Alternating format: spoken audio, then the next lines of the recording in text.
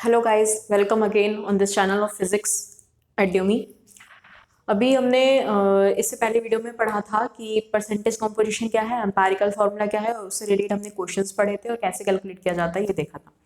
जैसे कि मैंने कहा था कि मैं स्टोइचियोमेट्री और लिमिटिंग रिएजेंट भी मतलब अभी ले आऊँगी। तो अभी हम नेक्स्ट वीडियो जो है स्टोइचियोमेट्री और लिमिटिंग रिएजेंट का कर रहे हैं।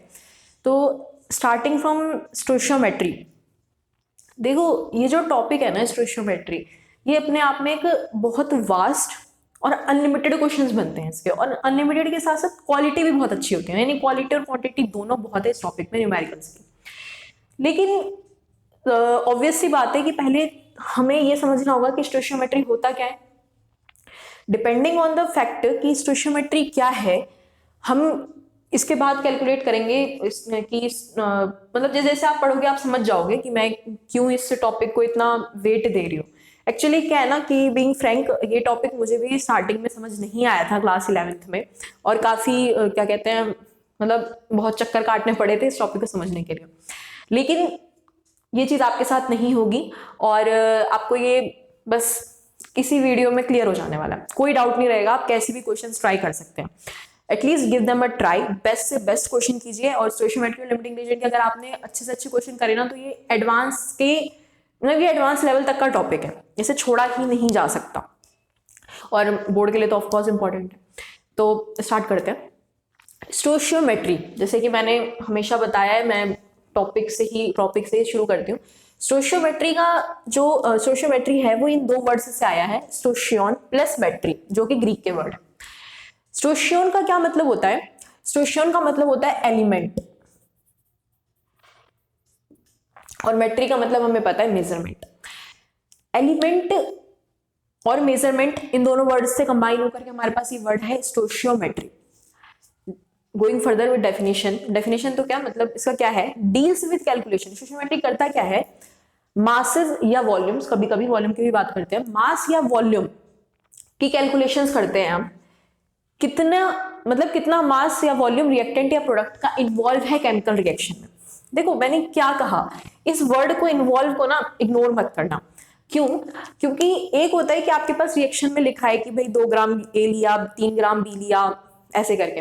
लेकिन क्या, लाइन पे फिर से ध्यान देना, रिएक्टेंट एंड प्रोडक्ट इन्वॉल्व्ड होता क्या है कि जितना मास हमें दिख रहा होता है ना केमिकल रिएक्शन में, एग्जैक्टली जरूरी नहीं है कि वो पूरा का पूरा हमारा रिएक्शन में इन्वॉल्व ही हो। अगर 2 ग्राम ए दिया है 3 ग्राम बी के साथ रिएक्ट करने के लिए, तो जरूरी नहीं है, जरूरी तो क्या मतलब ऐसा होता ही नहीं है मोस्टली कि सारा का सारा मास जो है वो केमिकल रिएक्शन में दोनों एलिमेंट्स या मॉलिक्यूल का इन्वॉल्व हो। तो अब ये कैसे निकाला जाए कि भाई जो हम टॉपिक्स करेंगे ना उसमें हम यही निकालेंगे कि कितना मास इन्वॉल्व है, कितना लेफ्ट आउट है, कौन सा ज्यादा इन्वॉल्व है, कौन सा कम। ये इन्हीं सारी चीजों के ऊपर हम घूमने वाले हैं, गोल गोल इन्हीं सारी चीजों के ऊपर बात करने वाले हैं।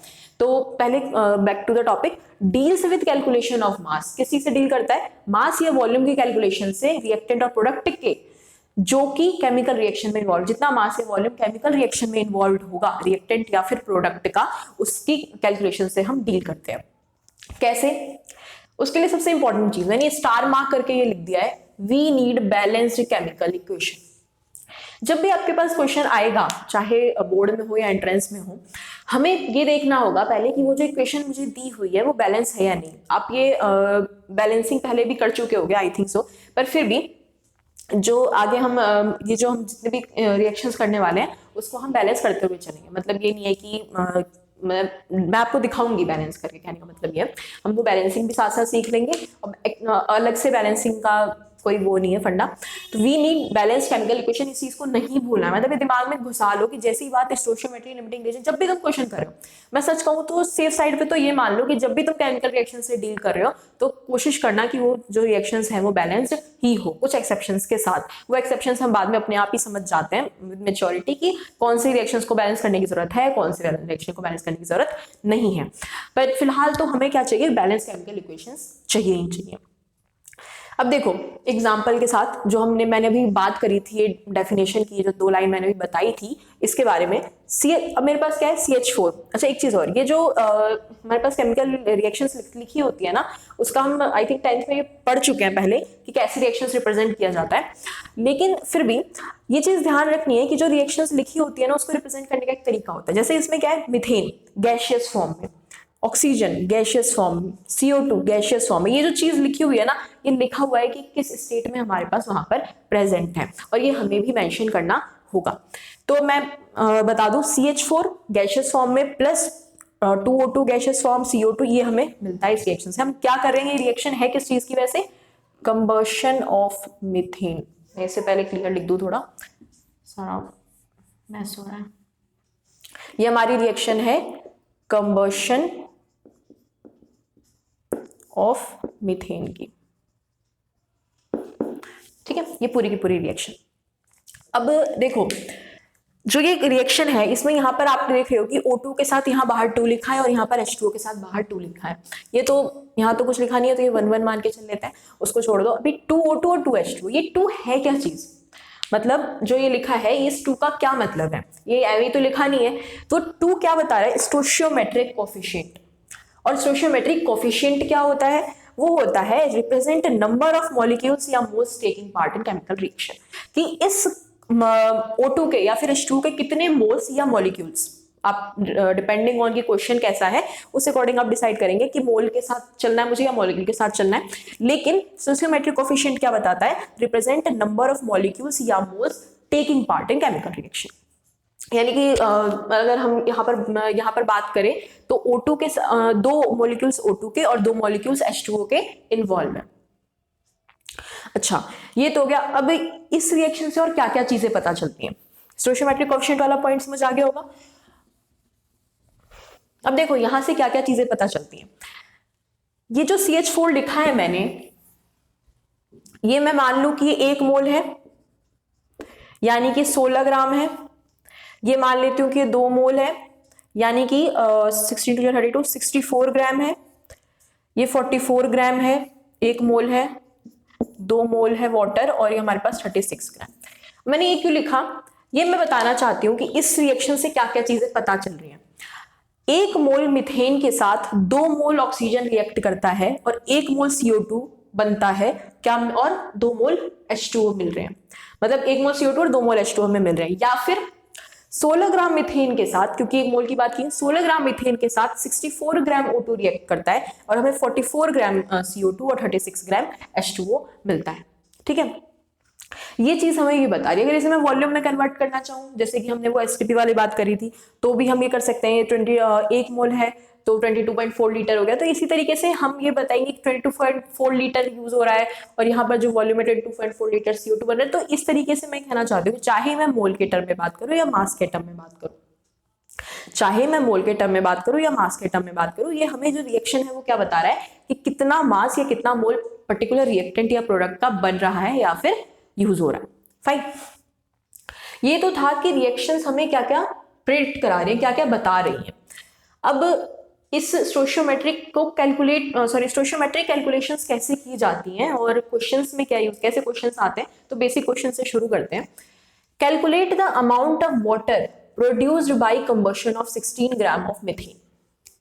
ओके, देखो फिर से इसी रिएक्शन की बात कर रहे हैं, इससे फिलहाल इरेज कर देते हैं। आई होप कि आपको ये इस बात समझ में आ गई होगी कि मैंने क्या कहा है, स्टोशियोमेट्री क्या चीज होती है। हम देख चुके, अभी देखो क्वेश्चन क्या है, calculate the amount of water produced. Water कितना मिलेगा अगर 16 ग्राम मीथेन को का कंबशन किया जाए। तो यहां तो वैसे भी पता चल रहा है कि 1 मोल पे 2 मोल ये बन रहे हैं और ब्ला ब्ला, लेकिन फिर भी करना कैसे है। 16 ग्राम मीथेन के साथ, यानी कि 1 मोल CH4 का मास कितना होता है 16 ग्राम। ठीक है, अब और दूसरी चीज क्या है कि 1 मोल CH4 के साथ 2 मोल H2O बन रहे हैं, यानी कि 16, अगर 1 मोल CH4 के साथ 2 मोल H2O बन रहे हैं तो 16 ग्राम CH4 के साथ क्या बन रहा है, 18 × 2 = 36 ग्राम वाटर। ये तो देखो बहुत डायरेक्ट था। अगर मैं ये कहती कि मुझे बताना है आपको 32 ग्राम है CH4 में, ठीक है, ये तो डायरेक्ट ही था, हमें क्वेश्चन में ही मिल गया था। लेकिन एक काम करते हैं, यहाँ पर मैं ये 16 ग्राम छोड़ देती हूँ और बात करते हैं हम कि अगर मुझे निकालना हो 32 ग्राम CH4 में वाटर कितना होगा, ठीक है। तो क्या है 16 ग्राम CH4, इसे मैं ऊपर लिख देती हूँ, आई डोंट नो कि क्लियर है या नहीं है। यहाँ से ये चीज तो समझ आ गई होगी, ये 16 ग्राम है यहाँ पर और ये 36 ग्राम यहाँ पर है। 16 ग्राम CH4 से बन जाए 36 ग्राम वाटर, फाइन। अब क्या पूछा है मैंने, 32 ग्राम CH4 से क्या बनेगा, तो ऑब्वियस सी बात है 36/60 इंटू 32, 36 इंटू 2, ये यूनिटरी मेथड हो गया। इसी तरीके से अगर मैं कहूं कि 32 ग्राम CH4 में कितना ऑक्सीजन लगेगा, तो 16 ग्राम में 64 लग रहा था, तो 32 ग्राम में इंटू 2 हो जाएगा। तो इसी तरीके से हमने क्या करना है यूनिटरी मेथड से कि 16 ग्राम में इतना यूज हो रहा है या फिर इतना प्रोड्यूस हो रहा है, और वैसे यूनिटरी मेथड अप्लाई करते करते निकालेंगे। ये तो था हमारा इस क्वेश्चन के बारे में, फाइन। अब हम अगले क्वेश्चन पर मूव करते हैं। ये भी इसी रिएक्शन की बात कर रहे हैं। तो इस रिएक्शन में क्या, इस क्वेश्चन में क्या पूछा है, how many moles of methane are required to produce 22 gram of CO2 after combustion. मैंने कहा था ना, अभी हमें ये पूछा है कि मीथेन के कितने मोल्स लगेंगे अगर मैं चाहती हूं कि 22 ग्राम CO2 मुझे मिले। कोई बात नहीं, हमारे पास दो तरीके हैं, या तो मैं मोल्स चाहिए मुझे, तो या तो मैं पहले क्या करूं, इस 22 ग्राम CO2 को मोल में चेंज कर लूं। ऑब्वियस सी बात है, मतलब कि देखो क्या कर सकते हैं, एक मोल CH4 में पहले मैं क्या करूंगी कि 16 ग्राम मिथेन से मुझे ये मिल रहा है 44 ग्राम CO2 मिल रहा है, तो 22 ग्राम CO2 कितने में मिलेगा, और फिर उस जो मास आया होगा मेरा मिथेन का उसे मैं मोल में कन्वर्ट करूंगी। या फिर क्या करते हैं, हम CO2 का जो मास है उसे मोल में कन्वर्ट कर लेते हैं। आई होप कि आपको क्लियर हो गया होगा। हमारे पास ऑप्शंस दोनों हैं, हम पहले इस मास को लेकर, मैं आपको दोनों करके दिखा देती हूँ, ठीक है। पहले मैं बात कर लेती हूँ कि अगर मैं देखो 16 ग्राम मिथेन से मुझे 44 ग्राम CO2 मिल रहा है, तो मुझे चाहिए क्या, 22 ग्राम CO2 में चाहिए ना, तो इसे रिवर्स करके लिखेंगे 44 ग्राम CO2 मुझे मिलेगा कब, जब 16 ग्राम CH4 बर्न किया जाएगा, और चाहिए कितने का, 22 ग्राम का, तो 16/44 इंटू 22, 8 ग्राम CH4 से मुझे, अब 8 ग्राम मुझे चाहिए मोल, तो given weight by molar weight यानी 8/16 यानी कि 0.5 मोल, ये भी आ गया। और अगर मैं बात करूं जो मैंने पहले आपसे कहा था, तो आप क्या करोगे, पहले number of moles of 22 gram CO2 निकाल लो, तो क्या हो जाएगा 22/44 0.5, और हम देख क्या करा था मैंने 1 मोल CO2 के लिए मुझे 1 मोल CH4 चाहिए, तो 0.5 मोल के लिए चाहिए 0.5 मोल CH4, दोनों से आंसर आ गया, ठीक है। तो ये चीज थी हमारे पास क्या, कि कैसे हमने क्या निकाला है, ये भी देख लिया कि रिवर्स करके भी देख लिया कितना वाटर प्रोड्यूस होगा और कितने कार्बन डाइऑक्साइड के लिए कितना मीथेन चाहिए, ये भी। और इसी तरीके से आप ये भी निकाल सकते हो कि कितना ऑक्सीजन इसमें लगेगा, जैसे मैंने आपको पहले वाले क्वेश्चन में एग्जाम्पल दे दिया था, ठीक है। अब बात करेंगे हम लिमिटिंग रिएजेंट की।